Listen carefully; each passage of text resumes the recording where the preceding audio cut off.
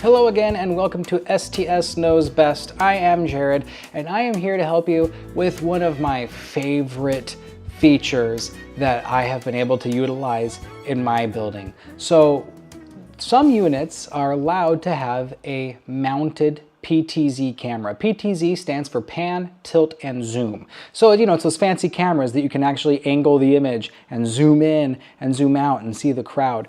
I love having one of those. It means you don't have to set up a camcorder anymore. It means you don't have to do all these cumbersome setups and takedowns every Sunday. It can take 15 minutes to set up and another 10 minutes to take down, and every ward in that building has to do the same process over and over. It's cumbersome. So if you're lucky enough to have a cool mounted camera in your building, you're going to want to utilize it. Now, if you have an older building or if you had a camera a long time ago, then you might not be able to use this feature that I'm going to suggest now. The feature I'm talking about is called NDI. NDI is a protocol that allows camera feeds and video feeds with audio to be piped through the network and accessible to different tools on the network. In this case, the tools we're going to use are OBS and Zoom. Now, Zoom is actually not going to be accessing the camera directly because we've set this up in previous videos. We are only going to use OBS for controlling and managing all of the elements. Zoom is only there as a platform to get it out onto the internet. It's a little bit of a complicated setup. First, you need to make sure that you do have a camera that is on your network and that does support NDI. If the camera does not support NDI, this video is not going to help you figure out how to use it. I've been to other stakes where I've been asked to do a funeral or something and they have that camera and it's great. Then I find out the camera is on their network, but it does not support the NDI protocol and they had to plug into it using a different web feed, and NDI is the secret sauce. If your unit is going to get an upgrade or if you're going to get a new one, you want to insist on finding a camera that supports NDI. Trust me, it's worth it. You also probably should get one that supports power over Ethernet. My guess is it probably will. Also, depending on the size of your chapel, I'm going to recommend 30x optical zoom. 20x will get a job done in a smaller chapel, but 30x is better. And notice I said optical zoom. Digital zoom just makes things more pixelated. You really want optical to make it worth it. All right, but I'm not here to tell you about how to shop for cameras. I'm here to tell you how to hook it up into OBS. So let me go ahead and transition here so you can see my setup from a previous video. So here's my camera right now. I am using this kind of cheesy little convenient Microsoft LifeCam. It's a 1080p video. I've had this for years and years and years, and it's great for doing a quick little conference call. But if you're going to do a really good broadcast, you need something better. And so I'm actually in a building right now that does have an NDI camera on our network. I'm not going to tell you how to set up the NDI camera on your network in this video. I think that's something that an STS will need to do, and I can show you how to do that later. But in this video, we're going to assume you already have it on the network, and ideally you're going to know the IP address. But even if you don't, we'll still be okay. There's a couple things that you need to do first before you can utilize the NDI camera. And I am going to shut down OBS because I need to add some plugins. These plugins will not work. They won't install properly if OBS is in use. You have to make sure that OBS is shut down so these plugins can get installed and then you can access them. Now, these are plugins that I've used before and I've already downloaded them. So I have a copy handy to go in this broadcast folder of mine, but you can find them. They're easy to get to. There's actually two that you need to get. One of them is the OBS NDI plugin, and the other one is the OBS PTZ plugin. Where do you go to get those? I already have them here, but what the heck, I'll show you on this screen. I would just Google something like OBS NDI plugin. And usually you can find it pretty quickly. So this one's on the OBS Project's website. That's a pretty legitimate source. And here we go. This is it. So you're going to go to the download. If this is the one that you want to use, you can Google around and look for the right one. Do some research. I guess technically watching this video is you doing some research, but you know, you can keep looking around and find the right one that works for you. So I'm gonna launch this plugin. I right-clicked and launched as administrator because every once in a while you'll get some, Windows can be leery about the source of these plugins, and so occasionally you might get some pushback from Microsoft. So having it as an administrator might help push these things through. If you're going to do that, though, I would say please use caution and verify that you are indeed using a legitimate plugin. There's many, there's good ones, just use your own caution on what you download. Okay, no news is good news. It disappeared and said everything is fine. While we're here downloading and installing and looking for plugins, I'm also going to get this plugin. This plugin is OBS PTZ. Company Grant Likely is the distributor who made this, and this is version 0.18.2. That is the version that I'm using. If you have an older version of OBS and then you update, it won't work with the 18.0 or 18.1 that used to be out before. So this was an example where I updated OBS and suddenly I lost camera controls. Fortunately, there was another update to this control, this PTZ plugin, and I was able to get that resolved pretty quickly. All right, we're gonna get this installed. Just like that, it's done. Okay, so those are the two plugins we need. There is actually a third thing we do need, and it's not a plugin, but it's the official NDI tools from the supplier, from the people who made the protocol. So you go to NDI's website.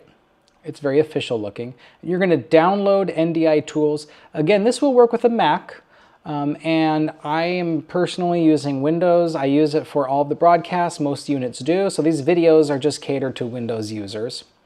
I'm going to download the NDI tools. I'm going to throw that in my other downloads.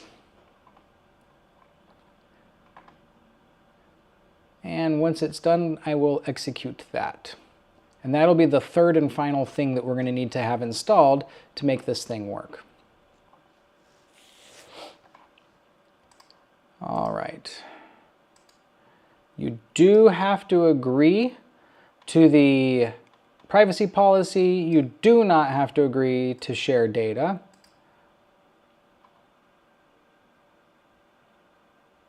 Okay, so it took a little bit, but voila, it got installed. I think we're good to go. Okay, so now we're back in OBS. And I've got my main image here, and it's duplicated on both sides because it's in my main and my, or it's my preview and my program. Notice that my practice call I have here in Zoom is still showing nothing. Every time you open up the program, you have to manually start that virtual camera. There might be some plugin somewhere that does it automatically, but I haven't found one or looked for one. Actually, I just thought of it now, but if you find one, let me know. But by default, you do have to manually make sure you turn that on. All right, so now we've got that. I'm going to add that first NDI PTZ camera into my main, so that way I can just not use this little guy anymore. That's going to look a lot better, right? So I'm going to just leave it where it is, the existing camera, and I'm just going to look for another source. One thing that you will see now that you did not see before, NDI source. I'm sure you might see that, right? NDI source now shows up that did not before. If you click on that, it's going to ask you to give it a name. You could call it anything you want. If you happen to have more than one, then you're going to want to maybe give them a name like left side and right side if you have one on each side of the chapel, or one in the center and one on the left, or however you do it. In this case, I'm just going to say chapel PTZ, pan tilt zoom. That's what I'm going to call it. You can call it whatever you want. Now that I've got that in there, I still have some other things before it actually pops up. First, you do have to make sure you are on the same network as that camera. So Liahona, Lehigh, if you're on either of those, then you should be on the same network. Again, I'm not showing you how to set up and configure NDI or the ports and all that. This is just connecting an already existing camera on your network to OBS. But if you do the drop-down list and you're on the same network, you should be able to see it. I'm not seeing it, and okay. There we go. Now, something weird happened on mine, and that usually only happens the first time you do this. When I first went in there, I typed in the IP address, but nothing came up, and there was nothing in the drop-down list. But since I did that, went out and went back in, it actually now is showing up, and it's not quite the address I had. I don't know why it shows up as a different address here. I've checked it before. It is at the right address, but whatever. I'm going to click this camera, NDI HX2 protocol, and then that's the IP address that it uses for discovery. Don't worry about that. That doesn't matter. The point is it did show up automatically. Also, there's only one other thing that you want to make sure is checked because this makes things easier. Depending on how your building has it set up, and I think the standard protocol is to not do this amazing thing, your building may or may not have the feed from the chapel audio going into the camera. If it doesn't, that's fine. You can still do the trick I have in a previous video. There's another video I have that shows you how to use the hard of hearing transmitter and receiver system that every building has. You can use that to get a clean audio feed into your computer. You can still use that regardless of the camera that you're using. But in my building, we took the extra caution and extra steps. It took a lot of work, but we were able to get the audio feed from the amplifier or from our mixer system into the camera. So down here where it says enable audio, I have that checked because what happens now is the audio from the overhead speaker system is fed straight into the camera. So the audio and the video are both being fed together through this NDI protocol. It's really sweet. If your camera has it, you're going to want to use it. Some of these PTZ cameras have a microphone built in and they'll capture room audio. In that case, I would still have enabled audio checked because I'm going to want that feed too. Now you might be wondering, why would I want that background noise? It's not going to sound as good. I want the better audio feed that I'm picking up with whatever I was using before I used the NDI camera. The reason why, as I mentioned this in a previous video, when you are using a straight feed from an audio system, you're only getting that very tuned, balanced sound from the microphone. When the congregation is singing or when the choir is up there doing a beautiful musical number, the microphone doesn't pick it up very well, and on the listening end for people on Zoom, it doesn't sound good at all, if they can even hear it. Usually there's processing that just pretty much kills the audio. So when the congregation is singing or when the choir is singing, I will actually utilize the NDI's mic and pick up the room audio there. It's really a good idea to get crowd sounds through that camera if it has its mic and you don't have the audio feed coming in that way. So in this case, I am using this for my direct feed from the overhead system, but in your case, you might want to use it for crowd audio. It's really good. And because it's a camera that's mounted high, you're going to get the room audio, you're going to get that sound, but you're not going to get individuals talking or whispering like you would if it was down in the crowd. So enough talk about that. Let's go ahead and hit OK. And what's going to happen is you are now going to see on my screen the camera. So that is the camera that we have set up, and everything there looks great. Now that I've got that figured out, now the camera is my source. Now if you still have the other one turned on, it might still be on in the background. These sources stack. So in other words, whatever's on top, it's like being on top of a stack of papers. Because I have the Chapel PTZ on the top, whether this is on or off, I can't see it. And this is the other camera that I'm holding here. So if you don't see it, you might have this going on. Oops, I've got my live cam turned on over it. So just remember, everything stacks. With audio elements, it doesn't matter very much. But with text elements, it does. Because now I turned on the text for Bishop's name and it doesn't show up. Why? Because it has to be above the camera. So make sure you also include that. I should have probably introduced that when I was doing the video about how to add this text. But yeah, you have to stack these things on top. So make sure that you bring that Chapel PTZ down below any other elements you would like to be on top of it. Okay, now I've got the camera there and it's great, but I still can't control it. I'm supposed to be able to control this thing, but I can't unless I use the other plugin. Remember, we installed three things. We installed the NDI library, then we installed a plugin for OBS to control NDI. The third thing we did was the PTZ controls. So I'm going to go over to Docs. Along the top here, there's File, Edit, View, and Docs, and you're going to go down to PTZ Controls. That was not there before. That will only show up there if you installed it earlier. And again, you have to close OBS and reopen it for that to show up. Oh boy, I don't like where that showed up way up in the corner.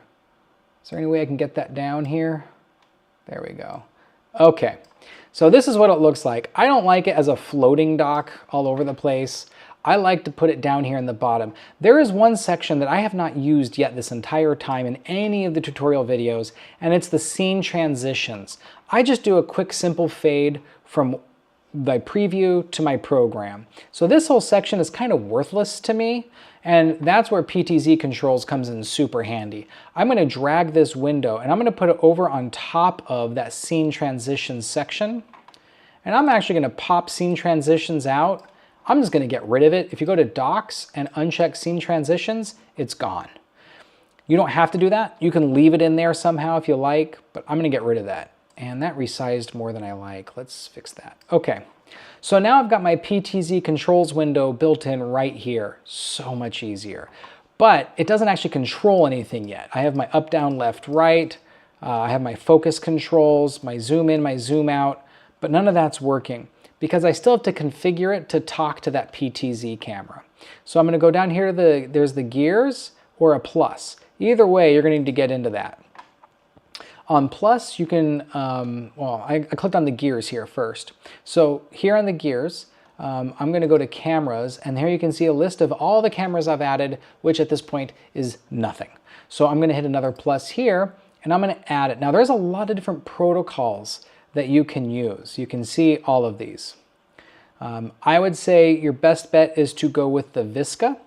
And there's two protocols, and this is kind of a networking thing, so I don't want to get too heavy in here, but you have UDP and TCP. And the only difference is with one of these, you have a confirmation of packets, and the other one, you're just sending it out and you don't care if the packet gets there, you just assume it will. It doesn't really matter so much which one you choose. Both of them can work as long as you're making it compatible with your camera's settings. So that's one thing where you kind of do have to get into the camera settings. Now, I said earlier I'm not going to show you how to mess around with camera settings, and that's kind of true. But what I am going to do, and here I'm signing into the camera's controls, this is the web interface of the camera. If you're on the same network, then you can open up a tab and then you type in the IP address of your camera and sign in. You should have that information from setup earlier. If not, you'll need to get that. Once you're in, you do have to make sure that NDI is on, which in this case it was on, that's why it showed up. That should have already been done. That's it. You want to go to network. Every camera is going to have a different interface. This does not necessarily help you. Now this is a camera that was procured through the regular church procurement system. So many buildings have this exact same camera, so that should help you. Most of you will have a similar looking interface. Now if you look down here, we have the Visca port, and it's grayed out, which means I'm not going to be able to change that port number. But we can see right here we have a Visca port, we have a UDP port, a TCP port, and some other things. Let's go back and see what we're looking for here. If I hit this plus, I have Visca TCP and Visca UDP. So I'm going to go with Visca, and I'm actually going to use that port, and I'm going to go with UDP. UDP is like the best effort one. It can have less overhead. And notice it already filled in that port number, 52381. So ideally, if things work right, you don't necessarily have to know how to sign in, because that is a standard port for that protocol. All right, now the next thing is it's going to ask, well, I kind of went a little fast on that. When it just popped up, but I had to double click on it here to get this extra stuff on the side, okay? So now I'm here on this extra stuff on the side, and it's gonna say, what's my source? Oh man, look at all that sources. I don't know why everything shows up, but I know that I'm trying to just control that one camera that I've already added. Right here, I called it Chapel PTZ, so I'm gonna click on that. Okay, so that's my source. Now I need to know the host. The host is the IP address of the camera. And I know the address is that, so I'm going to use that. Now, this has the ability to have 16 preset locations. I just leave it at default. You can add or whatever later. I don't recommend changing any of these other settings up front, although I will say that we might refine the speed at which this moves around. We'll come back here to do that later if we need to. All right, so that's all we need. We don't need to look at all this extra stuff. I'm going to click Apply and then close it. Now, if you look back here, you'll notice I have something that wasn't listed before. Right here, it says Chapel PTZ. That's the name that I gave it here on this side. If I click on it, ideally, if I did it right, I can now affect it. And it works! I just zoomed in. I want to go up and zoom in even more. Look at that. Now I have all this control over the camera right in OBS. How cool is that? Now let's say I refine it, I practice and get this set up, and I have this camera set right perfect on the speaker. See, I'm going a little too fast. So one of the things that I've learned is if you hold the Shift key on the keyboard down, when you click right, it'll slow down that speed a little bit. Now, let's say I got it fine-tuned perfect. This is exactly where I want it. Well, if I start moving the camera around because I want to get it on the chorister or something, I'm gonna have a hard time getting it back here. So you're gonna want to use presets. Here's how presets work. First, I have this empty column on the side you might have noticed. I'm gonna right-click here and click Add, and I'm gonna call this first one Speaker Close. And then now that I have this here, I'm gonna right-click, and I'm going to say Save. Now I've created my first preset. Now let's say that's a close. I want to have a wider, like a wider shot. Maybe something that people can watch before. You know, if you want to have like a more, people like to see who's buzzing around the front at the end of a meeting or before. So maybe I'll have that. So I'm going to right click, add another one. I'm going to call this Rostrum. And then I'm going to right click on it and I'm going to say save as a preset. So whatever the camera's at now, it's just saved as that.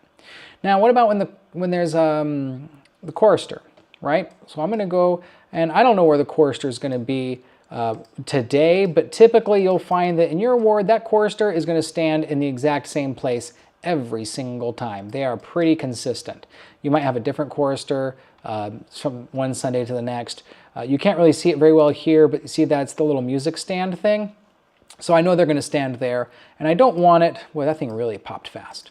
I'm going to adjust it so they're pretty centered. You don't want it to be too tight on them. You want it to be a little loose because their arms are going to come out wide when they're doing that. I'm going to have it about here, I think, for now. I'm going to add another one. I'm going to call it Chorister, and I'm going to save this. So now I've created 3 presets. So let's say the meeting hasn't begun yet. I'm going to double click on Rostrum, and look how quick it gets into that. Nice and clean and smooth. Now, meeting's going to start. Someone gets up to the podium to speak. Speaker close. Zooms right in on that speaker. Now I can still make those fine-tune adjustments, like hold down the Shift key and go up just a skosh, so I can get that taller speaker in place. And then when they're done, I could just double click and it'll take me right back to where I had that preset. Now it's time for the song. Double click on Chorister, boom, I'm on the chorister, right where I need to be. And then end of the meeting, just click Rostrum again, and it gets me the whole room. You could also use this for if there's a special musical number, which we often have. Someone will be over here on the piano or maybe playing a violin. I'm going to create a new one, and I'm going to call that Musical, and I'm going to save this here. And so now I can go from the speaker, and they're going to say, we're now going to have a special musical number. I'm going to double click on Musical, and voila. Let's say the chorister decided to move. So I'm going to click on Chorister, and it's like, you know, actually I thought that's where they were going to stand, but it turns out when the meeting started, they moved their little music stand over a little bit, and it's actually like I need to be over here. Well, I don't have to create a whole new one. What I'm going to do now, and I mean, I'm not really going to have it here, but whatever, I'll play with this more later, is if wherever I have a camera set, I can go to an existing preset that was already there, right click, and just save again. And now that new place will be the place that it goes. It's just like that. Very easy. All right, and then I'm going to go back to the rostrum because I like to usually start and end meetings with a bit of a wide view. And you could even go even further wide out like you might have seen a second ago. You could show people sustaining the officers or, you know, sustaining the brethren. You show the crowd. I don't recommend doing a lot of camera movements during a broadcast. I usually like to preset those before the meeting. So that way when the meeting starts, it's all clean and smooth and you don't get that like jerky fine tuning aspect. It doesn't look very professional when you see this a lot. If I really do have to move it, I always hold down the shift key and then do very subtle, slow movements, as slow as possible. Now this whole time, I've only shown you what we're doing with the video part of it. Remember earlier, I had you look at the audio and bring the audio in. So right now, if you look in the section in the middle, you do see that there is now an element that was not there before. This is Chapel PTZ, but it's an audio line. It's going to inherit the same name as the source of the video source, and it doesn't show up here as a separate audio source. It just shows up here with the audio sources here. In order for this to actually be usable in my Zoom, people will not hear it even though it shows up here, even if I had levels, which right now I don't because the audio system is off. There is something that I've talked about in other videos, and I'm going to re-mention it again here. You have to go to these three dots, go to Advanced Audio Properties, and where it says Chapel PTZ, it says Monitor Off. It'll only go through that virtual cable that you have to set up earlier if you have monitor and output. Remember, anytime you add a new audio source, if you want it to actually show up or be audible in the Zoom call, you got to go to monitor and output. Now it'll actually show up. Well, now that you've got the NDI PTZ camera set up and you've got your multiple scenes and you've got your text overlay and you've got your video hold music, you have pretty much got everything you need to create almost a studio-like environment. And everything we've done here has been with free open source software, with the exception of the paid license that the church supplies you for Zoom. Other than that, everything else is free. The software, it's open source, most of it, or actually all of it, as far as, well, maybe not NDI, but pretty much everything is. And it's something that is easy to implement once you know a couple of the steps. Don't worry again too much about really overdoing it. You don't have to feel like you are putting on a full production every Sunday. I would recommend integrating these elements slowly as you become more comfortable. But I do find that once you do this and set this up right, this is going to be a pleasurable viewing experience for people when they're sick or when they can't come or on vacation. They're going to be surprised at how much they enjoy watching it. And for you, it's not as hard as it might seem. You have turned a laptop into a one-man broadcast studio, and it actually made it easier than fumbling with all these individual settings and jumping around inside of Zoom every time. At least that's my experience from it. I hope you've enjoyed this video. I hope to help you get that NDI video and that camera set up and getting the maximum use you can out of those really cool mounted cameras. This has been another STS Knows Best, and I'm your Steak Technology Specialist, Jared.